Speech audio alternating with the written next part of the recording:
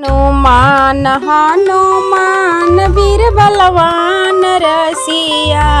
हनुमान हनुमान वीर बलवान रसिया। होली खेले चलले अवध के धाम रसिया। होली खेले चलले अवध के धाम रसिया। हनुमान हनुमान अंजनी के लाल रसिया। होली खेले चलले अवध के धाम रसिया। होली खेले चलले अवध के धाम रसिया। सबके उड़ावता रे रंग गुलाल हो।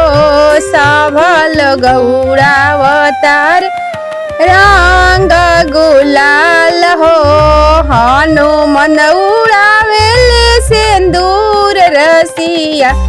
अरे हनुमत उड़ावेले सिंदूर रसिया। होली खेले चलले अवध के धाम रसिया। होली खेले चलले अवध के धाम रसिया। सभा के बदनवा शोभेला हरियर रंग। सभा के बदनवा शोभेला का पियर का रंग। हनुमत बदनवा से न दूर रसिया।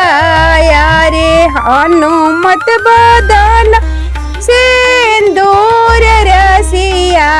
होली खेले चलले अवध के धाम रसिया। होली खेले चलले अवध के धाम रसिया।